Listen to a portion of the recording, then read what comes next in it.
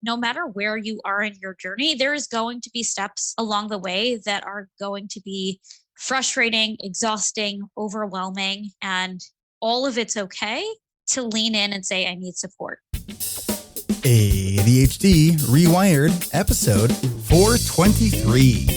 This is the podcast for those of us with really good intentions and a slightly wandering attention. I'm Eric Tivers. I'm a licensed clinical social worker by training and a coach by design. I'm your host, and I have ADHD. ADHD Rewired is more than just a podcast. We are a community. We are wired for connection, and you are not alone. Go to ADHDrewired.com to learn how you can join us in our free and secret Facebook group. Get additional resources for every episode, including links to any resources we mention on today's show. You can support us on Patreon, sign up for our email newsletter. You can request podcast postcards to distribute to your clients and support groups. Learn all about our award-winning coaching and accountability groups. You can co-work with us in our Adult Study Hall virtual membership community. You can do all of these things by going to our website at ADHDrewired.com. We know that starting is the hardest part, so let's get started.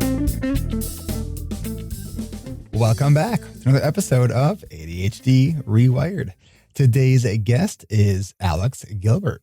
Alex is a New Yorker, a Mets fan, a yogi, and a brunch enthusiast, which, by the way, I love that because I say that brunch is the best meal of the day any time of day. Totally agree. Also, you live close to Walker Brothers, which is one of the best brunch places ever. It is one of the best, the apple pancake. Totally. All right. We're one sentence in and we've already went on a tangent. Okay. It's very on brand. It is. So Alex also has dyslexia and ADHD. After spending a career working in leadership development, she decided to start a consulting and coaching business that helps adults with learning disabilities and ADHD like herself, who have been struggling in their careers. Her business is called Capable Consulting, and she created that to help people navigate their day-to-day workloads so they feel supported and they are able to reach their highest potential. Hi, Alex. How are you?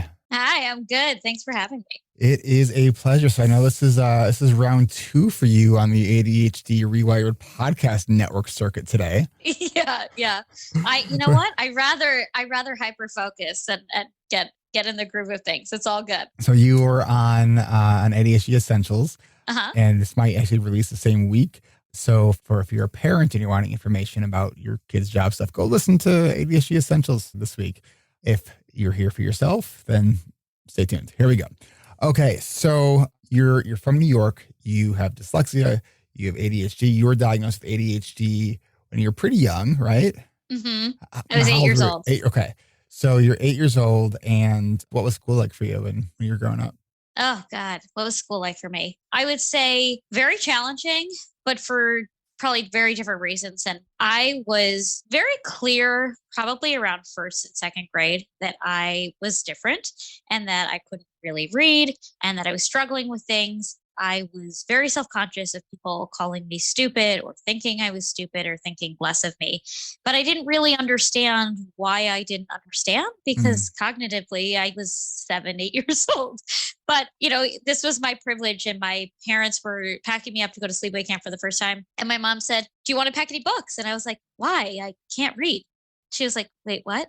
What do you mean you can't read? I knew you didn't like to read, but you can't read?" And I was like, "No, I memorize everything." I was memorizing full books, even chapter books, cover to cover, because that's what I thought reading was. And I just didn't know. And as soon as I came back from my camp, my mom was like, "Okay, we're going to go get tested." But our school district was not supportive of that. They thought there was nothing wrong with me. They didn't know why she was pushing so hard. So they had to get outside testing and find out that I was dyslexic and had ADHD. So I was struggling in school, but the district that we were in didn't really have resources. And so we had to move to a totally different town that had a lot of resources for students that were like me who had learning disabilities and ADHD. So it was a struggle for different reasons. And then once I had resources, it was really amazing to have resources, but that doesn't necessarily mean that my teachers were always the most supportive. What was college like for you? So for college, this is actually leading up to college was actually why I wanted to start Capable Consulting. And I've had this idea since I was 16 because my SAT scores were terrible. And this SAT tutor was like, I think you should apply to community colleges and small liberal arts colleges. And I was like, I don't understand. Do you know me at all? This is not my skill set. I'm president of this club and I'm on this leadership team and I do this and I do that. And she's like, yes, but what you represent on paper is that your scores are really low. And I said, this is also on paper. And this is also who I represent. Like, what are you talking about? So I pretty much said like, F that. And I was going to do my own thing. And I went to Indiana University, which, as you know, is a very large university and not the small community college setting at all. And not to say that I didn't struggle. I absolutely struggled trying to figure out how to navigate a large university system and having disabilities and how to talk to my professors and find the right places to study. And I was very close to the director of disability services at the time, who I'm still very close to. And she would call me every semester after I like kind of figured it out, said, can you meet with the student? And I was like, sure, but we're a school that has like 40,000 undergrad, over 1,000 students who use disability services. By the way, it's almost 10,000 now. Wow. Why don't you have a program that supports other students with mentorship with other students? And she's like, we don't really have the time or the motivation to be able to do that. I was like, okay, can I be your time and motivation? And she's like, yeah, sure. Did you still meet with that student? She didn't believe me, but I walked in the next week with a PowerPoint presentation Wow. of how I was going to create something called Peer Undergraduate Mentor Program, which was a mentor retention program for students with disabilities, all kinds of disabilities, to help them navigate the university system and help them graduate. And it won a ton of awards from the city and the state and the university, me personally too. And I was like, okay, I know how to advocate for myself. I know how to teach other people to advocate for myself. If I could do this in high school and college, I'll be fine in the real world. Not so much. Not so much. Before we get to there, so have you always had this kind of drive and this sort of tenacity? Oh, yeah. Like what you were just describing is what I often think of when I used to work with kids and parents would be struggling because their kids would like challenge everything they say. That this is like the upside of that oppositional piece where it's like, wait, you can go to community college? Like, no, like I'm not going to do that. So do you think you just had that in you, or did you learn that from anywhere? Was that modeled for you? I mean, I think that my parents are both amazing advocates for themselves and also taught me how to advocate for myself. And that was a huge piece in that. And it wasn't like, if something's wrong, let it fester. It was like, if something's wrong, what are you going to do about it? And I've been doing this since I was very little. And I never realized that was such a skill until I started doing some of these podcasts. And I was talking about these stories and people were like, wait, you did what? It's like, it's pretty incredible. Yes. Yeah. It's definitely a testament to my parents who've really pushed me. And that was also something I will say of having dyslexia and ADHD, that I think that a lot of people didn't necessarily get the support they needed in school, but also didn't necessarily get the support that they needed at home, which was so not the case for me. My parents never thought of me as stupid or less than. I mean, they were always like, where's my creative person? Who's going to be like our problem solver? Like, I don't know. I was really excited to have that in my life. So through high school and college, while not free of struggle, you kind of figured a lot of stuff out through self-advocacy.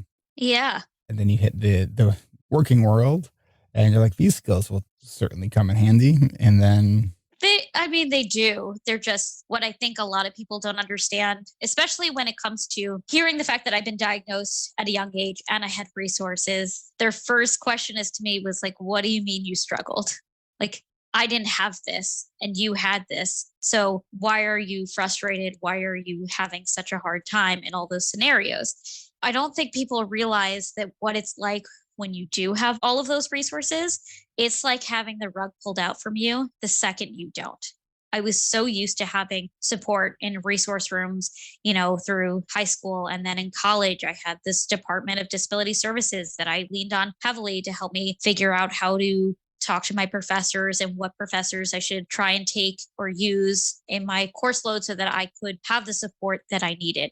When no one's there after you've had that, it is really hard to figure that out for yourself. And all of the advocacy skills that I had were very real and definitely something that I could use moving forward, but it's apples and oranges. I can't say to my boss, hey, please don't drop something on my desk that's due in 20 minutes because it doesn't give me time to proofread and do this with the right amount of time. How do you have that conversation with your boss about what your needs are and what success looks like for you when you've never done that before? You don't even know what those settings look like for you, even if you've had those resources. So that's why I say, like, no matter where you are in your journey, there is going to be steps along the way that are going to be frustrating, exhausting, overwhelming, and all of it's okay to lean in and say, I need support. There has been, over the last couple months, we've had Kat Hoyer on, and then we've had some others where we were exploring this idea of disclosure in the workplace. What was really interesting is that I had someone on Facebook was like really, really mad that I had, that my advice is to not disclose that you have ADHD in the workplace, but share like how you do best. And then there was a whole conversation, I think, in the Attitude Facebook group. And what was really interesting, and it kind of gave me pause on my recommendation to not disclose, was how many people responded on this thread that they disclosed and had a positive response. But I'm cautiously hopeful that maybe the tide is turning. Yeah, you and I actually talked about this for like right after it happened. And I have always, from the very beginning, talked on every interview I ever had that I had dyslexia and ADHD. I think it makes me a very unique candidate. I think I have different skill sets that other people don't have. I was even hired in my last role specifically because I had dyslexia and ADHD and because of those skills. That's such a personal choice. And I don't recommend that for everyone who I work with, because you have to have a certain level of comfort with yourself and understanding that just because there is a title or a label to say disabled doesn't necessarily mean that you have no capabilities of doing your job. But, understand that not everyone you're talking to understands exactly what that means. If you're not prepared to have those answers to those questions, it can be really difficult. That being said, I think it's really important to know what your needs are, no matter what environment you're in, so that you can advocate for yourself. And there's so many ways to do it, with or without disclosing. So that's been my experience. And I would say, and the first job that I had out of college was, here I was advocating for myself in all these scenarios in college. And I said that I was dyslexic and had ADHD. And my boss was like, okay, cool. I don't know what to do with that information. You don't have to disclose it, but like, thank you for telling me. But I was assuming that the person on the other side of the desk understood what that meant, and they did not. Yeah. And that is something that you need to keep in mind. Is like, sure, you can say it, but if the person on the other side doesn't know what it means and what that looks like in terms of support, you can't expect them to know it either. What do you recommend to an employee who's kind of trying to test the water a little bit? Like maybe they're not going to fully disclose yet, but they're trying to maybe see like, if I bring this up, how can I tell if this is going to be safe or not? Is there anything that you would suggest on how an employee might be able to test the water a little bit? I would say it really comes down to communication. And I would say this across the board for anything. And I think there's ways to communicate what your needs are and test the water without really pushing the limit and not really setting off any red flags. If time management is a struggle for you, which it is for many people who have ADHD and executive functioning disorder, what are your needs when it comes to handing something in on time? Does that mean having more check-ins with your boss? Can we check in every other day for 15 minutes just to make sure that we're on the same page with this project? Is that something that's available? Your boss wants to look good and you make them look good. So you saying this is what's going to help me make you look good and kind of phrase it in a way that praises them really helps. And I'm not saying that's the exact phrasing in which you say it, but the idea of what I'm trying to say is that you want to help make them feel good about what you're asking because it benefits them. So let's do this. Let's take a really quick break. And when we come back, I want to talk about some more practical strategies for both employees and what can employers do to support their employees who are neurodivergent. So we will be right back. Growth through community. That is the mission of ADHD Rewired's award-winning online coaching and accountability groups at coachingrewired.com. I joined this group because I was exhausted trying to do everything myself. And I knew I needed community and a group to journey with in my struggles. Before this group, I was busy but not efficient. I joined the group for all the tricks of how to plan and I work. Increasing my time awareness without being stressed is such a big win for me. What I learned in the course of this group is that change comes much more fluidly with less resistance and more acceptance of self. Yeah, learning to plan. Planning was probably my biggest thing, and the importance of, daily planning and thinking that through, whether it's the night before, the day or the morning of, and then also yearly planning and how much that's going to affect me in the future. Things that I've learned is scheduling, not over-scheduling, time management, and how to plan for the future. I think that I've made strides that would have taken me 10 years, if not more, if I weren't in this group. I discovered hope and the possibility of change around things that I was convinced were immovable. They just taught me to be compassionate with myself and to say, hey, this is a process. So many times in my life, I really didn't know what I was getting myself into. Only this time I'm grateful. The group has been a life-changing experience for me. This is the place if you have ADHD to be. And I just want to thank everybody for being here because it's so powerful to just listen and be with everybody else. Every season, our goal is to empower our members on how to live a more productive and wholehearted life with ADHD. If you want to learn how to create actionable to-do lists, become more aware of where your time really goes, and make your calendar work for you, then this might be the community you'll want to add to your ADHD toolbox, because you won't have to learn any of these things alone. The 28th season of ADHD Rewired's coaching and accountability groups begin on April 13th. All of our groups are now full. Thank you to everyone who signed up. We look forward to growing with you. While spring has just started, our summer registration events will be starting before you know it. If you want to join the coaching group built for adults with ADHD by adults with ADHD, then head on over to coachingrewired.com to get your name added to our summer interest list. Even if you've signed up to be on our interest list for a previous season, come on back to coachingrewired.com so you can stay in the loop for our most current registration events. Join us this summer. Go to coachingrewired.com. That's coachingrewired.com.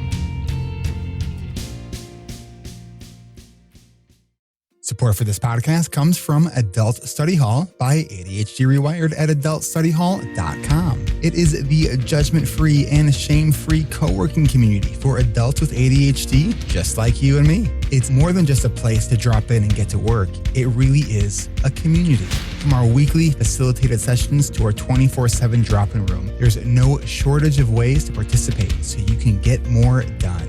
Membership to Adult Study Hall is only $19.99 a month, and it's free for the first week to try. And there are no long-term commitments. You can cancel your membership at any time without penalty. You can participate in our facilitated sessions to boost your productivity by joining our Adult Study Hall Plus or ASH Plus sessions. We have sessions for cleaning and decluttering, for writing, tackling dreaded to-dos, taking care of finances and budgeting, and even working out. We also have a career-focused session led by our very own Coach Kat Hoyer. The doors are open and we'd love to have you. It's free for the first week, then only $19.99 a month after that. Discover the power of real-time accountability from ASH Plus sessions to our 24/7 drop-in room by going now to adultstudyhall.com. That's adultstudyhall.com. And don't just sign up. Make a commitment from the first 24 hours to actually hop into our 24/7 room or one of our facilitated sessions. Looking forward to seeing you there. That's adultstudyhall.com.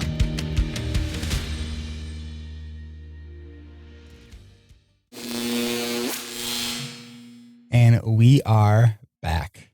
Let's talk about some very practical situations, strategies, supports that can really embrace and support individuals who are neurodivergent and have a better sense of just inclusion and be able to sort of draw out the strengths of employees who have differently wired brains. And then how can employers support their employees? There's so much to answer with that. But really, I'm going to take it like 10 steps back in terms of the conversations. I think what's happening right now, because so many people are still working from home, is that conversations about people's personal lives and their work-life balance are changing tremendously. And I'm so happy that that's finally happening, because your company and your employer and your manager are actually seeing you as a whole person. They are seeing you as the person who is managing a lot at home, trying to manage their mental health, because this has been a very, very long stretch and we don't really know how much longer it's going to go. And what can you do to protect yourself and be the best employee, but also be the best version of yourself? And so I think that those topics of conversation are coming up. Also, making communication between people so much more natural. People are not afraid to say, I can't take that call right now at 7 p.m. because, they have kids that are home and this is what's going on. What you can do on a practical level as a manager is say, these are what my needs are right now. What are yours? Because I think if you're the manager and you are opening that conversation and saying, like, I need this is what's going to help me, this is what I'm looking for, then the person on the other side, the employee is going to say, okay, that's really good to know. And this is what my needs are. And where can we find the balance? And I think that's happening a lot more now. And I'm really, really glad about that. I'm trying to answer all of the different questions, but you're going to have to repeat it because now I have my mind racing of like, I have so many ways to answer your question. It was funny because as I was asking you that question, it was one of those moments where I'm hearing myself sort of ask you this question. And I'm just like, oh my gosh, I just like threw like a huge just ball of a question to you. So I don't even know if I answered even part of it. I think I did, but like, what's the other part? So right now I'm using an accommodation right now, and I'm looking at the live transcript to see what I asked you. Okay. Oh, that's a good idea. All right. So I had said, let's talk about some of the very practical sorts of situations and strategies and supports that can really embrace and support individuals. Is that what I asked you? It was very loaded, and I'm trying to answer it, and I don't know if I did. I don't know if I did. Okay. Are we good? Fun. Are we good? We're good. We're good. Yeah, we're good. We're good. So you talk about what do you need to be successful? What kind of supports do you need? So what about the person who is just going to learn about their ADHD, right? Like, what if they ask their employer? What kinds of things can they say to, well, at first, like, keep themselves from getting fired, but hopefully on a more strengths-based perspective to really help them thrive in their job? So in those scenarios, I think it's also something we need to take a step back from, because one, you have to acknowledge that there might be some trauma of the fact that you're finding this out for the first time and you are really frustrated. So acknowledging that is part of this. And whether you're seeking help from a doctor or a psychologist or a therapist or a coach to help you manage the day-to-day, whatever's going to make sense to you, none of those are the wrong decision. But if you're starting from square one and you are just trying to figure out, like, what are your needs in these new environments, I would take the time to get to know yourself, because you likely haven't had the opportunity to do that. I would say most people don't have the opportunity to do that. Take a journal and write a sentence throughout your day. It's 4:57 and I feel X. It is 11 o'clock in the morning and I've just had 2 meetings and this is how I'm feeling. If you can just jot down small as a sentence throughout your day, you'll notice that there's hours in your day in which you are really burnt out, or you're very focused, or you now went 3 hours and haven't eaten anything, and because you had time blindness and you didn't even realize that you didn't eat. By the way, that happens to me all the time. But that's just a very real thing. If you get to know what those highs and lows are in your day, you can plan around it. And if you can plan around it and you can pick up on the things that you're constantly writing about yourself, like the fact that there are several 2 to 3 hour meetings that you're having throughout the day, and then you feel really burnt out. Okay. Can you talk to your boss and say, we've been having these 2 and 3 hour meetings and I'm really struggling to pay attention and understand what's going on in those meetings. Do you need to be in those full meetings each day? Is this something you can have recorded and have transcripts that are sent to you so that you can look back on the notes? Is this something that you can have a check-in later on to get a summary of what those meetings are? You want to know what it is that's stressing you out and what's making it harder for you to do your job, but you don't know that until you know yourself. I think that's so important. As I was listening to you sort of say this, so right now as we're recording this, I'm a bit more tired than I usually am. I'm shifting my sleep schedule right now. I was up at 6 a.m. this morning, got on the elliptical like right away, which is not my typical routine. because I'm trying to get into the office earlier. So it was making me think about like some of the ways that I've adjusted my schedule throughout the years, where like when I used to do 3 groups, or when I used to do 2 groups and have just 1 hour in between each group, I found like that wasn't enough for me. Right. And so like I made it so it's an hour and a half. I'm like, that's to be kind of my sweet spot. I'm like I did 2.5. I'm like, didn't think I need that much. Right. And so it's kind of finding what that is. Yeah. See, but that's something that you got a chance to know who you are. And that was actually when I was starting my business. I remember saying to my business coach, I need a really structured day. I was like, I need to start my day at the same time. I need to end it at the same time. This is when I'm taking lunch. This is how many meetings I'm going to have. That's how I'm going to be productive. Which, by the way, if you've listened to any of this podcast, you would understand that that makes absolutely no sense for how I think or how I function in a day. Like, no, not a single day of mine looks the same. And I was starting to do this like very structured life. And after like 2 days, I emailed her and I was like, what was I thinking? I hate this. I don't think this way. Why did I do this? And she said, well, why did you ask yourself? Why did you say to yourself that that's what you needed? And I was like, because I knew nothing else. Everything was centered around everybody else but me. And now I'm centering it around me. It sounds like in some ways, though, you can almost look at that as like you made this hypothesis and then you tested this hypothesis. And we talk a lot about that in my coaching groups is like life in beta mode. We are constantly trying things out and let's just assess the results. Like, don't be overly attached to these results. We don't know if this thing is going to help. You know, it's like, and we go over stuff around like planning and scheduling, like share ideas and some sort of general concepts. But I'm like, I tell people, if you're looking for the recipe, sorry, because one of the ingredients is you. I love this. Yes. You know? That's actually one of the things that I've been very frustrated about when it comes to what's out there for adults with ADHD is like, here's the 5 best tips of what you can do in the workplace. You've probably tried all 5 tips. You've probably tried 10,000 other tips. And if that doesn't make any sense to you and it doesn't work, it's not you. It's the system that wasn't meant for you. Right. So that's how like I coach. I call it best practices versus best principles, because best practices is what you're hearing and it doesn't make sense. But best principles means we have the same goal, but how we get there is actually going to make sense to you. So I am totally on board with that concept. You know, and I think this conversation sort of highlights something that I've brought up in many of my past podcasts, but I think it's worth restating so many times. So I did this research when I was in grad school, and it was about supporting students who have disabilities like ADHD, learning disabilities, ADHD. And what the exciting part of this research showed is that when you compare sort of life satisfaction outcomes, educational attainment, family structure, home ownership, earning potential, and you compare all of those with students who have these disabilities as adults versus not, if you have 3 things in place, there is no difference between the ADHD person and that with a neurotypical person. Those 3 things are self-awareness, self-determination, and self-advocacy. I love skills. that. Yeah. Maybe you're struggling in this moment. So where do you start? You start with self-awareness. Like, learn who you are.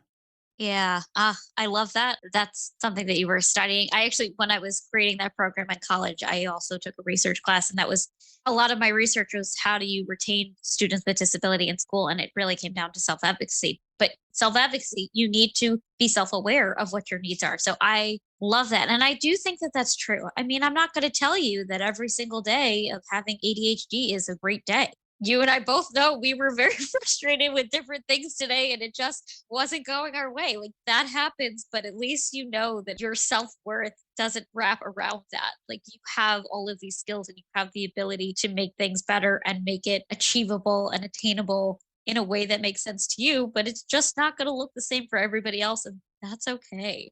Let me ask you this question. So you used to do leadership coaching or leadership development, right? Mm-hmm. What does the boss do when the boss is the one that has ADHD? Oh, I love that question. I love that question because I was that scenario. I am that scenario. So this might be a personal question I'm asking. My last boss would love dearly. I'm still very good friends with him. Also had ADHD. And it was so frustrating at times because I used to like go into his office and like move his chair and be like, look at me, 5 minutes, just that's all I need. Like I will literally throw a fidget toy at him just to like get his attention. But one of the things that I did with my boss and myself, and we had another employee under us, structuring our day in ways that made sense to both of us and what our needs were. So his day would be jam-packed, and I would try and talk to his assistant about leaving big gaps in his day so he could actually do some of his work. And that was something that he said to me was really helpful, except for when people came into his office, which that part was not. But we used to put a sign on his door, like, do not disturb. This is his time. I would say as a boss and as the person who's managing other people is know what your strengths are and know where you need support. If what your strengths are for you, as an example, is doing the actual recording and having the conversations, then that's the part you need to lean in on. If the part that's roughly the part that you're struggling with time management wise or getting things out is how can your employees help you stay on a time frame and where can they fit into that puzzle? Again, it comes down to knowing what your skills are and where you need support and how your employees and the people under you that you're managing can support that, but also what are their needs and how can you support them and know where your boundaries are when it comes to that. It's really communication all the way around. And I think that that's what I'm trying to say. So when it comes to the boss having ADHD, do you see certain patterns in where the struggles are, or is it as diverse as just the worker who has ADHD? I would say it's definitely diverse, but there are some similarities. And I will say the similarities are follow through, especially if there's executive functioning disorder in there. Follow through and time management seem to be the underlying pieces over and over again, but it has nothing to do with structure of how they think or how creative they are. They're usually the most creative pieces. But I think that the bosses that I talk to who struggle because they have more of the time management, diligent, nitty gritty detail things in their day and not giving themselves the space to actually do the parts of the job that they enjoy or that they're good at. And therefore, they're not as productive because there's no room for that. There's no room for their needs. That's one of my clients in particular that I'm thinking about. He was describing what he wanted his day to look like. And I looked at his schedule with him and I was like, you realize that none of what you said is in here. Like none of what you wanted out of your day is in here. You have no time for you to actually decompress and enjoy. You're running a car on empty all the time. That's the biggest pattern I see. You think if you spend more time doing something, you're going to be more productive. And actually, you're far less productive because you're trying to fit into somebody else's standards that are not your own. You know, it's one of the messages and ideas that we talk about in our coaching groups. And this idea of, I think that success when you have ADHD depends on, of course, our willingness, but then our ability for how much we could bend the world to us. Yeah. Because the world true. is not bending the other way. No, not at all. Right. So if like you need accommodations, if you need something different, like you got to do the work to make that happen. Right. It's not going to happen for you. It's not like, I think sometimes certain accommodations in school can be a disservice because they're kind of spoon feeding these accommodations. And like, you know, kids are like, well, I don't know if I want this, like whatever. So they're not really valuing what it's doing, not recognizing that they actually do need this because it's just been provided. Right. Yeah. Yeah. There's definitely an element to that for sure. I was actually just thinking, as you were saying, some of the accommodations that I had, like extra time on tests, separate testing locations, and, you know, those kinds of things, they were definitely helpful. They also made me realize it takes me more time to do things that are really, really intricate and detailed and give me anxiety. But it also, because I knew it took me longer, I also knew that the regular tasks that I was doing in my job probably would also take me longer. And I needed to remember that if I couldn't do something in the same time frame as somebody else, that didn't make me stupid or less than. I just needed different amounts of time, and I needed to know what those time adjustments were for me. When we come back, I want to tell you about what I found to be the most valuable accommodation that I had in college. I was registered with the Office of Disabilities, but this accommodation was not an official accommodation. Ooh. So I'll tell you about that when we come back. Thank you to all of our patrons who have joined us over at ADHDrewired.com/Patreon. Do you find value and learn something new about ADHD every week because of this show? Do the stories you hear on the podcast make you say, oh, I do that too? If the answer is yes, and you want to support this show, I invite you to join our Patreon community over at ADHDrewired.com/Patreon. I want to thank Marion C., who has become our newest patron this week. Perks for patrons start at just $5 a month, and support can start at any amount. At $5 a month, you can get ad-free episodes of this show in a separate podcast feed. Then, members at the $25 a month level can join me for our patron-only monthly coaching call every fourth Tuesday of the month. Our next monthly coaching call is on Tuesday, April 26th at 3 p.m. Central. That's Tuesday, April 26th at 1 p.m. Pacific, 4 p.m. Eastern. Whatever your reason for showing your support, whether it's gaining access to our ad-free episodes or our monthly coaching calls, or get recordings of those monthly coaching calls, which we give to our $10 a month patrons. We really do appreciate every single one of you who supports us on Patreon. Perks start at just $5 a month, and support can start at any amount. Consider becoming a patron by going to ADHDrewired.com/Patreon. It only takes a minute. That's ADHDrewired.com/Patreon. And thank you so much. Did you know that you can go to ADHDrewired.com/podcast network to check out all the other podcasts on the ADHD Rewired Podcast Network? We have ADHD Essentials with Brendan Mahan, Hacking Your ADHD with Will Curb, ADHD Diversified with MJ Siemens, and the ADHD Friendly Lifestyle with ADHD Rewired Coach Moira Maven. You can find all of these shows on the network by going to ADHDrewired.com/podcast network. Then, every second Tuesday of the month, you can join the ADHD Rewired team, including Coach Kat Hoyer, for our monthly live Q&A. Our next live Q&A is on Tuesday, April 12th at 10:30 a.m. Pacific, 1:30 p.m. Eastern. To register so you can join us on Zoom, head on over to ADHDrewired.com/events and click on register here under the events banner so you can get notified for our next monthly live Q&A and all of the live Q&As after that. If you enjoy and find value in this show, please consider leaving a rating and review on Apple Podcasts or any other podcast player that accepts reviews. And don't forget to subscribe so you don't miss any episodes that come out every week. Discover more from ADHD Rewired by going to ADHDrewired.com. That's ADHDrewired.com. Thanks for listening.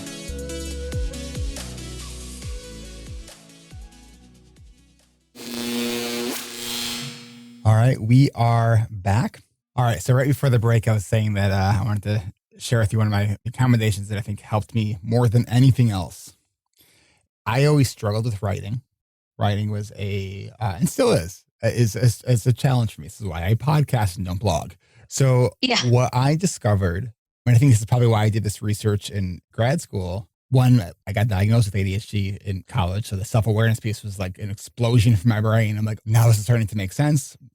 One of the things that I learned is that if I am not interested in the topic, writing the paper goes from like a hard, tedious task to like, I'd rather like gouge my eyes out because that seems easier than writing this paper. So all my entire, I think 5 years of college, of my undergrad, I renegotiated every paper I was ever assigned with my professors to make to bend the topic to something that I was more interested in. Wow. And that worked? Not only did that work, I think that it showed the professors that I was actually interested in learning. And I'm pretty sure I got some A's that were probably deserving of B's, and I probably got some B's that were probably deserving of C's because I spent time with the professor. I checked in with these professors. I showed an interest in actual learning, right? Yeah. And so that, I think that idea of like, when you understand ADHD and part of like motivation is not character. Motivation is neurological. It's based on what you're interested in. And that's, it's just as unique as you are. I think that a big piece of that puzzle, which I think I also learned in college, was that you stop being a number to the professor and to the teacher, and you spent time with that professor. You were acknowledging the fact that you understood what they were asking and engaging in conversation, and therefore they could see that from you. And that's why the grades were different than what you typically would have thought. And that's something that I learned so much through college too, is being seen as a whole person and being able to talk your way through this. And I'm not saying like BSing your way through it, but being able to express what you understand. And that's also something that I think goes a really long way in the workplace, and that people feel like they are so frustrated with everything that's on their plate, and they say, I don't understand. Yes, you do. Yes, you do. And you are able to explain what you do understand. But here's why you're struggling to do it, or here's why you don't want to do it, or here's why you feel like you can't, or here's where I'm struggling. That is part of this. And if we take this idea of bending the world to things that you're more interested in to the workplace, if part of your job, if you see something in your organization that is interesting to you and you think you could do a good job with something, what do you have to lose to propose to your boss? Hey, I have this idea. Like, what would it be possible to, what do you think about this? Right? I did that all the time. I did that all the time because you know what? People who have ADHD also see the big picture and the little details all at once. They also are incredible problem solvers. And it's also really frustrating to see all of these problems and say, like, I could really simplify this for you if you allowed me to do this. Like, can I, that's why I like having people with ADHD in the rooms where things happen. Let them be a part of the conversation and change things up. If you had a magic wand and you could make all workplaces ADHD friendly spaces, what would it look like? Get rid of the 9 to 5. Seriously. I don't know who came up with this idea that we have to work from 9 to 5, but it doesn't work for virtually anybody. And nobody is focused for that amount of time throughout their day. And I think it is a tremendous waste across the board. I think if you are expecting your employees to get a certain amount of work done, and this is the expectations, and allowing them to do it when they can within a certain time frame of this is my expectations of when things are getting done, you'll see so much more productivity because people are doing it when it comes naturally to them. I just hate the 9 to 5. Alex Gilbert, thank you so much for coming on and talking to me here. Any final thoughts you want to share with listeners? I offer something called a Declutter Your Mind session, which is a 30-minute free session. It's a brain dump. Let's talk about all the things that you're really stressed about that you could really use support on, and let's reconfigure it in a way that makes sense to you. You can find me on Facebook and LinkedIn. Facebook and LinkedIn is Capable Consulting, and I spell capable, CAPE, Capable Consulting, LLC. It's because she's a superhero, Capable. Yes, exactly. Yes. My Instagram and TikTok is I am capable. Again, it's spelled CAPE. You can also find my website, which is capableconsulting.com. So thank you, Alex Gilbert. Find her at Capable Consulting. That's CAPE, CAPE, capableconsulting.com. Thank you so much. Thanks for having me. You bet. This is Eric Tivers. Thank you for listening, and congratulations for making it to the end. ADHD Rewired is more than just a podcast. We are a community focused on learning, growing, and connection. The website is ADHDrewired.com. You can find time-stamped summaries and additional resources for each episode. Apply to join our free and secret Facebook community.